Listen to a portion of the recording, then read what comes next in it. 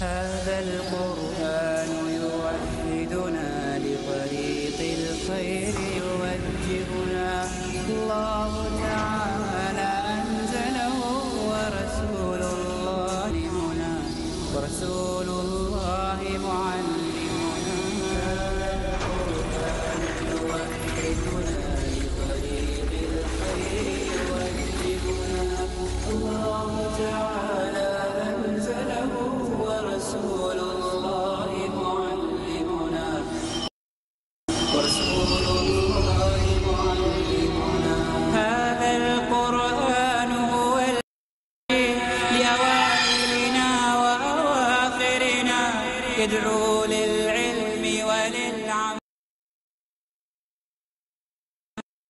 ناظرین کرام، السلام علیکم ورحمۃ اللہ وبرکاتہ. مقام دعا کے موضوع پر ہمارا سلسلہ کلام جاری ہے. اس نشست میں ہم آپ کو یہ بتائیں گے دعا کی اہمیت کیا ہے، اس کی فضیلت کیا ہے. لیکن اس سے پہلے ہم گمراہ فلاسفہ کے ایک اعتراض کا جواب آپ کے سامنے پیش کر دیں. گمراہ فلاسفہ کا یہ کہنا ہے کہ دعا ایک کار عبث ہے، ایک فضول کام ہے، ایک مہمل کام ہے. ان کی دلیل کیا ہے؟ دلیل یہ ہے کہ اگر اللہ تبارک و تعالی نے مانگی ہوئی چیز، انسان نے جو چیز مانگی ہے، مانگی ہوئی چیز، مانگی ہوئی مراد، مطلوب، مدعا کو دینے کا اگر ارادہ فرما لیا ہے یا مطلوب کا وجود مقدر کر دیا ہے تو انسان کو وہ مل ہی جائے گا. تو دعا کی ضرورت کیا ہے؟ اور اگر اللہ تبارک و تعالی نے مطلوب کے وجود کو مقدر نہیں کیا ہے کہ وہ چیز مانگنے والے کو نہیں ملے گی تو دعا کرنا بے فائدہ ہے، دعا کرنا بیکار ہے. یہ دلیل گمراہ فلاسفہ کی ہے، جس کا نتیجہ یہ ہے کہ ان کے ہاں دعا ایک فضول کام ہے، ایک کار عبث ہے.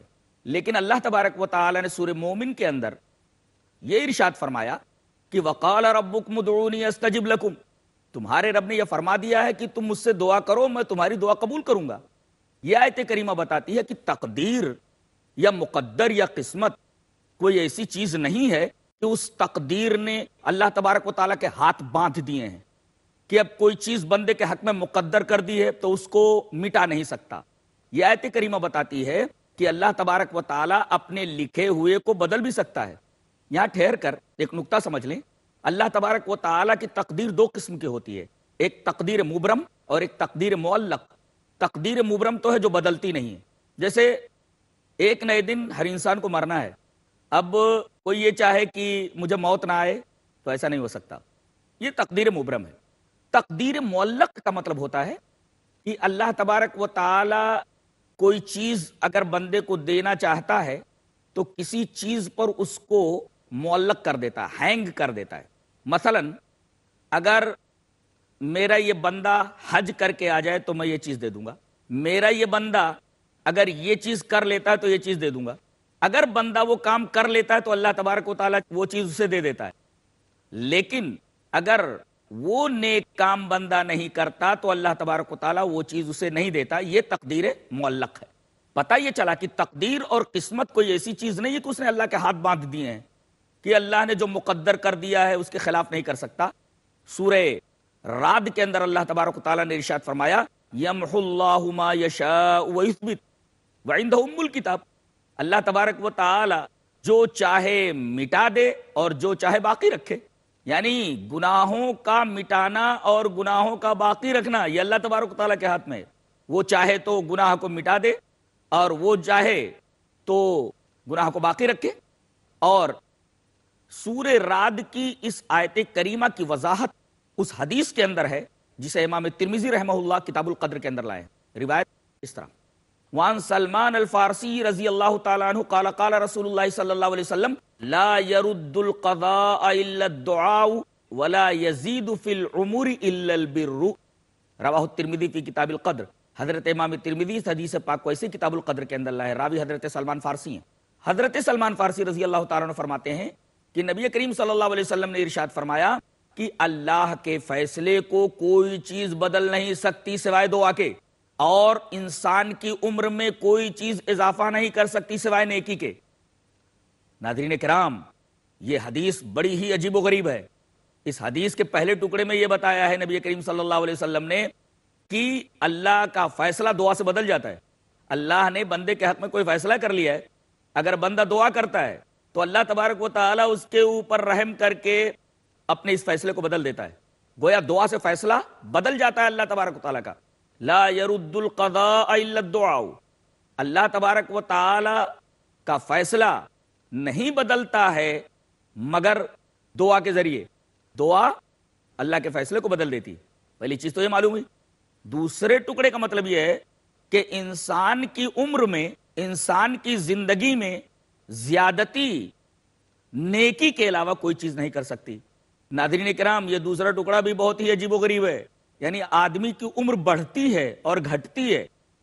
اگر آدمی گناہوں کے میدان میں چلتا رہتا ہے، اپنی پوری زندگی گناہوں میں آلودہ کیے رہتا ہے، تو اس کی عمر گھٹتی رہتی ہے. اور اگر آدمی نیکیاں کرتا رہے تو اللہ تبارک و تعالی اس کی عمر کو بڑھاتا رہتا ہے. ناظرین کرام، یہاں رک کر کے عمر کے بڑھنے کا مطلب سمجھ لیں کہ عمر بڑھتی کیسے ہے. ایک مطلب تو اس کا یہ ہے کہ حقیقت میں اس کی عمر بڑھا دی جاتی ہے.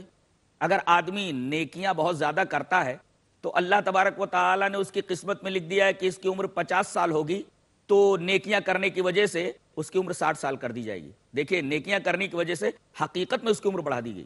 50 سال لکھی ہوئی تھی، مگر نیکیاں کرنے کی وجہ سے اللہ تبارک و تعالی نے اس کی عمر بڑھا کر 60 سال کر دی. یہ تو حقیقی زیادتی ہے. اور مانوی زیادتی یہ ہے کہ عمر تو اتنی ہی رہے گی. مثلا اللہ تبارک و تعالی نے ایک آدمی کی عمر 50 سال ہی مقدر کر رکھی ہے. عمر میں زیادتی کا یہ مطلب ہے کہ 50 سال میں اس سے ایسے کام لے لے گا دنیا اور آخرت کی کامیابی کے کہ آدمی کو اگر 100 سال کی بھی زندگی دی جاتی تو اتنا کام نہیں کر سکتا تھا. یہ مانوی زیادتی ہے. اور حدیث کے اس دوسرے ٹکڑے کے اندر یہ دونوں مفاہیم پوشیدہ ہیں، دونوں مفہوم لیے جا سکتے ہیں. اس سے یہ پتا چلا کہ تقدیر کوئی ایسی چیز نہیں ہے جو بدلی نہ جا سکے. دعا کے ذریعے اللہ تبارک و تعالی اپنے فیصلے کو اور تقدیر کو بدل دیتا ہے. اسی طریقے سے حضرت امام طبرانی رحمۃ اللہ علیہ اپنی حدیث کی کتاب معجم الکبیر کے اندر ایک بڑی پیاری روایت لائے ہیں. ناظرین کرام، وہ روایت میں آپ کے سامنے پیش کرنا ضروری سمجھتا ہوں. روایت اس طرح: وعن عبداللہ بن مسعود رضی اللہ تعالی عنہ قال قال رسول اللہ صلی اللہ علیہ وسلم حسنوا اموالکم بالزکاة وداووا مرضاکم بالصدقہ وَأَعِدُّوا لِلْبَلَاءِ الدُّعَاءَ رواہ الطبرانی فی المعجم الکبیر. امام طبرانی اس حدیث کو ایسے معجم کبیر کے اندر لائیں. بڑی عجیب و غریب حدیث ہے ناظرین کرام، اس کو غور سے سنیں. حضرت عبداللہ ابن مسعود فرماتے ہیں کہ نبی کریم صلی اللہ علیہ وسلم نے ارشاد فرمایا کہ تم اپنے مالوں کی حفاظت کرو زکوٰۃ دے کر. آدمی اپنے مالوں کے اوپر سانپ بن کر کے بیٹھ جاتا ہے، چمڑی چلی جائے مگر دمڑی نہ جائے.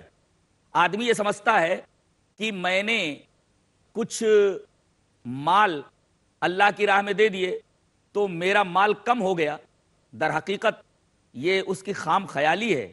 اس حدیث پاک میں یہ بیان کیا گیا ہے کہ اگر آدمی اپنے مال کی حفاظت چاہتا ہے تو مال کی زکوٰۃ نکالتا رہے. اور یہ تو ایک عقلی بات بھی ہے کہ اگر کسی پودے کے اندر کیڑے لگ گئے ہوں تو بظاہر پودا ہرا بھرا دکھ رہا ہے، لیکن ایک دن وہ پودا سوکھ جائے گا اس لیے کہ اس پودے کے اندر کیڑے لگ گئے ہیں. ایسے ہی سال گزر جانے کے بعد آدمی کے مال میں غریبوں کا حق آ جاتا ہے. اب اگر آدمی غریبوں کا وہ حق غریبوں تک نہیں پہنچاتا، یعنی زکوٰۃ نہیں نکالتا، تو یہ چیز اس کیڑے کی طرح ہے جو ہرے بھرے پودے کو تباہ و برباد کر دیتے ہیں. ایسے ہی غریبوں کا جو حق ہے انسان کے مال میں زکوٰۃ نہ نکالنے کی وجہ سے اس کے مال کو تباہ و برباد کر دیتا ہے. لہذا اگر آدمی کو اپنے مالوں کی حفاظت مقصود ہو تو اسے چاہیے کہ وہ مکمل زکوٰۃ نکالا کرے. تو حسنوا اموالکم بالزکاۃ، اپنے مالوں کی حفاظت کرو زکوٰۃ دے کر کے. دوسرا ٹکڑا وداووا مرضاکم بالصدقہ، اور اپنے مریضوں کی دوا کرو صدقہ کے ذریعے. ناظرین کرام، جب کوئی بیمار ہوتا ہے تو ہم اس کو بڑے سے بڑے ڈاکٹر کے پاس لے جاتے ہیں اور ہمارا یہ عقیدہ ہوتا ہے، یہ یقین ہوتا ہے کہ اس ڈاکٹر کی دوا سے اس مریض کو ضرور افاقہ ہو جائے گا. یہ تو بہرحال ایک مادی وسیلہ ہے، لیکن ایک روحانی وسیلہ بھی بتایا گیا ہے. مادی طریقے کے علاوہ ایک روحانی طریقہ بھی علاج کا بتایا گیا ہے. وہ یہ ہے کہ آدمی اپنے مریضوں کی دوا کرے صدقہ دے کر کے. میں نے اس سلسلے میں ریاض سے نکلنے والے ایک میگزین کے اندر مجلۃ الریاض کے اندر ڈاکٹر عیسیٰ مرزوقی کا ایک واقعہ پڑھا. ڈاکٹر عیسیٰ مرزوقی کو کینسر ہو گیا تھا. ان کے بدن میں کچھ تکلیف ہوئی, انہوں نے چیک اپ کرایا تو پتہ یہ چلا کہ آپ کو کینسر لاحق ہو گیا ہے. بہت پریشان ہو گئے وہ, اس لیے کہ کینسر بڑا ہی موذی مرض ہے. انہوں نے اپنا سارا مال ایک ایسی عورت کو دے دیا جو بیوہ تھی اور اس کے چھوٹے چھوٹے بچے تھے. اللہ تبارک و تعالی نے ان کے اس صدقے کی اتنی قدر فرمائی کہ ان کا کینسر ٹھیک ہو گیا. دوبارہ انہوں نے چیک اپ کرایا تو ڈاکٹر نے کہا کہ آپ کے بدن کے اندر کینسر ہے ہی نہیں, آپ کے بدن میں کینسر کے جراثیم ہے ہی نہیں. اس لیے کہ انہوں نے نبی کریم صلی اللہ علیہ وسلم کی یہ حدیث پڑھی تھی کہ اپنے مریضوں کی دوا کرو صدقہ دے کر کے. صدقے سے بھی امراض دور ہو جاتے ہیں.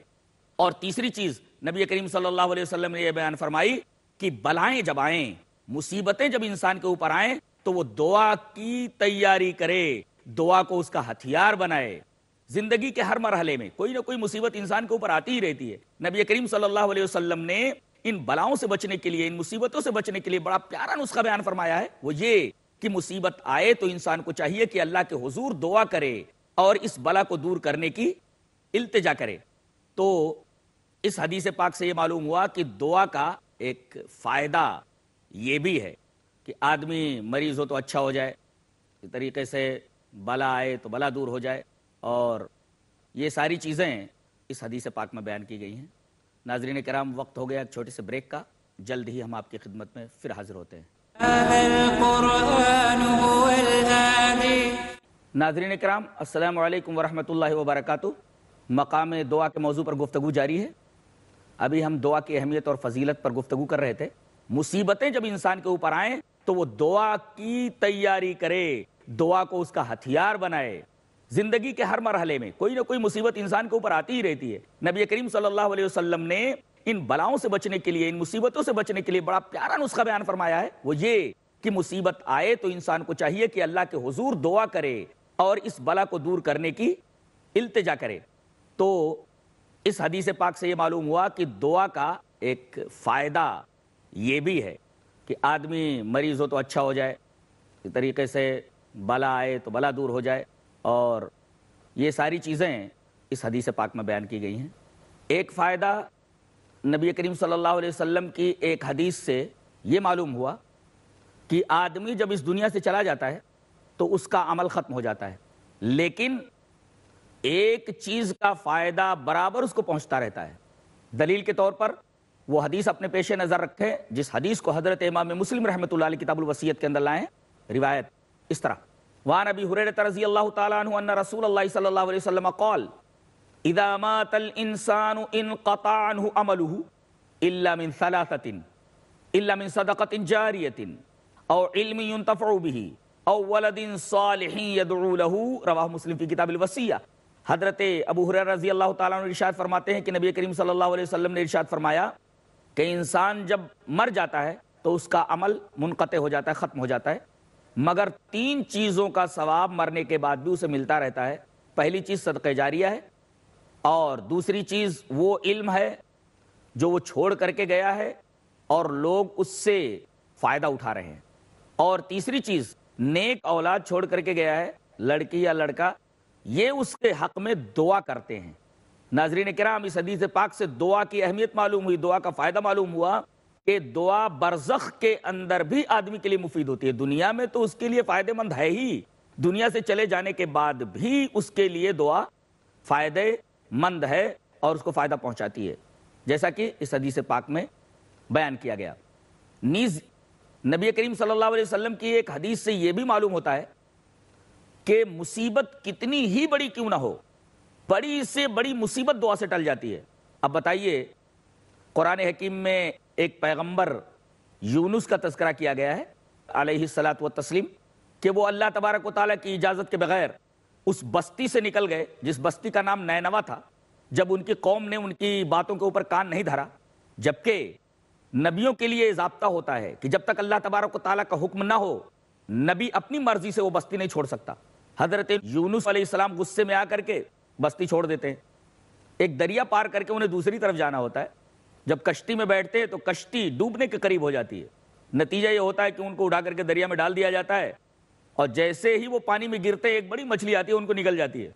ظلمات بعضها فوق بعض، ایک تو دریا کے پانی کی تہوں کی تاریکیاں ہیں اور دوسرے مچھلی کے پیٹ کی تاریکی ہے۔ ان تاریکیوں کے اندر حضرت یونس علیہ السلام اللہ تبارک و تعالیٰ سے دعا کر رہے ہیں، کتنی بڑی مصیبت میں گرفتار ہو گئے ہیں، لیکن اللہ تبارک و تعالیٰ نے ان کو اس مصیبت سے نجات دیا۔ آئیے وہ آیت کریمہ دیکھ لیتے ہیں جو سورہ انبیاء میں ہے۔ اللہ تبارک و تعالیٰ نے ارشاد فرمایا وَذَنُّونِ إِذْ ذَهَبَ مُغَاضِبًا فَظَنَّ أَن لَّن نَّقْدِرَ عَلَيْهِ فَنَادَىٰ فِي الظُّلُمَاتِ أَن لَّا إِلَٰهَ إِلَّا أَنتَ سُبْحَانَكَ إِنِّي كُنتُ مِنَ الظَّالِمِينَ۔ اور جب غصے میں آ کر کے مچھلی والا نکل پڑا، شاید اس نے یہ سمجھا کہ ہم اس کے پکڑنے پر قادر نہیں ہیں، جب وہ مچھلی کے پیٹ میں پہنچ گیا تو کہنے لگا، اس نے ہم کو پکارا، لا الہ الا انت سبحانک انی کنت من الظالمین فاستجبنا له فنجیناہ من الغم وکذالک ننجی المؤمنین۔ ہم نے اس کی پکار کو سنا اور جس غم میں وہ مبتلا تھا ہم نے اس کے غم کو دور کر دیا۔ اللہ تبارک و تعالیٰ نے ایک اور شبہے کا جواب دیا کہ یہ آیت کریمہ پڑھنے سے ہم نے یونس علیہ السلام کو مچھلی کے پیٹ سے نجات دی، ایک بہت بڑی مصیبت سے ان کو نکالا۔ کیا یہ آیت کریمہ صرف حضرت یونس علیہ السلام کے فائدے کے لیے تھی؟ اس شبہے کا جواب دیا گیا، وَكَذَلِكَ نُنْجِي الْمُؤْمِنِينَ، قیامت تک ہم مومنوں کو اسی طرح نجات دیتے رہیں گے۔ ناظرین کرام، ایک بہت بڑی حقیقت آشکارا ہو کر ہمارے سامنے آئی کہ دعا اتنی بڑی شے ہے، بڑی سے بڑی مصیبت اس سے ٹل جاتی ہے۔ اب اس سے بڑی مصیبت کیا ہو سکتی ہے کہ آدمی مچھلی کے پیٹ میں چلا جائے؟ اور یہ ضابطہ اور اس دعا کا فائدہ صرف حضرت یونس علیہ السلام کے لیے نہیں تھا۔ اللہ تبارک و تعالیٰ نے وہ کذالک ننجی المؤمنین کا جملہ ارشاد فرما کر یہ بتا دیا کہ قیامت تک آنے والے تمام مومنین کے لیے یہی ضابطہ ہے، اگر اس دعا کو پڑھ کر کے وہ ہم سے کوئی چیز مانگیں گے تو ہم وہ چیز انہیں ضرور دیں گے۔ دلیل کے طور پر اس آیت کریمہ کی شرح میں وہ حدیث دیکھ لیتے ہیں جسے امام ترمذی رحمۃ اللہ علیہ کتاب الدعوات کے اندر لائے ہیں، اور راوی حضرت سعد بن ابی وقاص رضی اللہ تعالیٰ عنہ ہے۔ روایت اس طرح، ان سعد رضی اللہ تعالیٰ عنہ قال قال رسول اللہ صلی اللہ علیہ وسلم دعوت الذنون اذ دعا وهو في بطن الحوت لا الہ الا انت سبحانک انی کنت من الظالمین فإنه لم يدع بها رجل مسلم في شيء قط الا استجاب اللہ له۔ رواہ الترمذی فی کتاب الدعوات، حضرت امام ترمذی اس حدیث پاک کو ایسے کتاب الدعوات کے اندر لائے، راوی حضرت سعد بن ابی وقاص ہیں۔ حضرت سعد بن ابی وقاص فرماتے ہیں کہ رسول اللہ صلی اللہ علیہ وسلم نے ارشاد فرمایا کہ مچھلی والے کی دعا، دعوت الذنون، نون مانے مچھلی، مچھلی والے کی دعا جب وہ مچھلی کے پیٹ میں تھا، وہ فی بطن الحوت، جب اس نے یہ دعا کی، اس دعا یہ دعا کی لا الہ الا انت سبحانک انی کنت من الظالمین، تو ہم نے اس دعا کی وجہ سے یونس علیہ السلام کو مچھلی کے پیٹ سے نجات دی۔ فَإِنَّهُ لَمْ يَدْعُ بِهَا رَجُلٌ مُسْلِمٌ فِي شَيْءٍ قَطُّ، اگر کوئی بھی انسان اس دعا کے ذریعے اپنے رب کو پکارے تو اللہ تبارک و تعالیٰ اس دعا کی برکت سے اس کی پکار کو ضرور سنتا ہے اور اس کو اس مصیبت سے جس کے اندر وہ گرفتار ہے ضرور نجات دیتا ہے۔ تو ناظرین کرام، آپ نے دیکھا اللہ تبارک و تعالیٰ نے دعا کے اندر کیا کیا برکتیں رکھی ہیں اور دعا کی کیا اہمیت ہے اور دعا کی کیا فضیلت ہے۔ لہذا زندگی کے کسی بھی مرحلے میں ہمیں دعا سے غافل نہیں ہونا چاہیے، اس لیے کہ دعا ایک ایسی چیز ہے جس کی وجہ سے ہمارا تعلق اللہ تبارک و تعالیٰ سے برابر قائم رہتا ہے، اور اس تعلق کے قائم رہنے کی وجہ سے اللہ تبارک و تعالیٰ کی مدد، اللہ تبارک و تعالیٰ کی اعانت ہمیشہ انسان کے اوپر اترتی رہتی ہے، اور انسان اللہ تبارک و تعالیٰ کی اس اعانت اور مدد کی وجہ سے زندگی کی تمام مشکلات کو خندہ پیشانی کے ساتھ برداشت کرتا رہتا ہے۔ ناظرین کرام، اب ہم یہ بتا دیں دعا کے آداب کیا ہیں، دعا کس طرح مانگی جائے کہ اللہ تبارک و تعالیٰ اس کو قبول فرما لے۔ تو دعا کا پہلا ادب یہ ہے کہ انسان جب دعا کرے تو اس دعا کے اندر اخلاص ہو۔ جب تک دعا کے اندر اخلاص نہ ہو، اخلاص کا جذبہ نہ ہو، تب تک دعا بارگاہ الہی میں قبول نہیں ہوتی۔ شاعر نے کہا کہ اب تک لب اخلاص کو چھو کر نہیں گزری، اب تک لب اخلاص کو چھو کر نہیں گزری، کیا مجھ کو خدا سنتا، میں مفلوج دعا ہوں، تو جس دعا کے اندر اخلاص نہ ہو وہ دعا فالج زدہ ہو جاتی ہے. جیسے کسی آدمی کے کسی عضو کے اوپر فالج گر جائے تو آدمی کا وہ عضو بالکل بیکار ہو جاتا ہے. ایسے ہی جس دعا کے اندر اخلاص نہ ہو وہ دعا اللہ تبارک و تعالیٰ کی بارگاہ میں قبولیت کا شرف نہیں حاصل کر سکتی.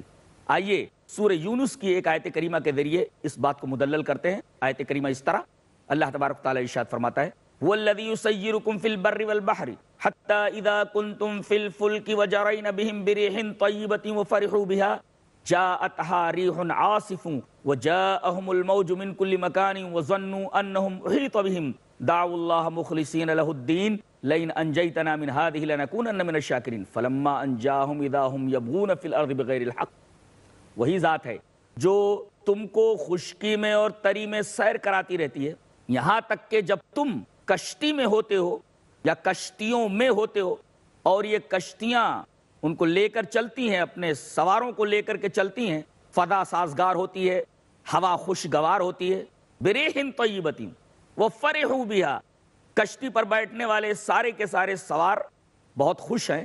اچانک جاءتها ریح عاصف, ایک تیز ہوا آتی ہے, ایک اسٹارم اٹھتا ہے, ایک طوفان اٹھتا ہے ندی کے اندر, سمندر کے اندر, اور ان کو چاروں طرف سے گھیر لیتا ہے. جاءتها ریح عاصف وَظَنُّوا أَنَّهُمْ مُحِيطَ بِهِمْ, اور وہ یہ یقین کر لیتے ہیں کہ انہیں گھیر لیا گیا.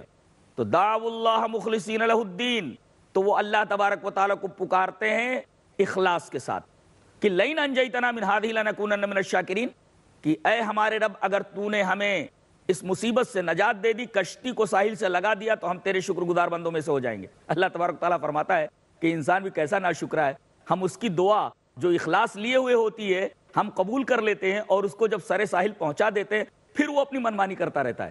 اس آیت کریمہ سے یہ پتہ چلا کہ اخلاص کی اتنی اہمیت ہے کہ اللہ تبارک و تعالی اگر کوئی غیر مسلم بھی اگر اخلاص کے ساتھ دعا کرے تو اللہ تبارک و تعالی اس کی دعا کو ضرور قبول کرتا ہے. اس آیت کریمہ سے یہ بات معلوم ہوئی. تو دعا کی قبولیت کے لیے پہلی شرط اخلاص ہے. بقیہ دعا کی قبولیت کے اور کیا کیا شرائط ہیں انشاءاللہ ہم آپ کے سامنے اگلے ایپیسوڈ کے اندر رکھیں گے. تب تک کے لیے اجازت دیں. السلام علیکم ورحمۃ اللہ وبرکاتہ. هذا القرآن يوحدنا لطريق الخير يوجهنا الله تعالى أنزله ورسول الله معلمنا هذا القرآن يوحدنا لطريق الخير يوجهنا الله تعالى أنزله ورسول الله معلمنا هذا القرآن هو الهادي لأوائلنا وأواخرنا يدعو للعلم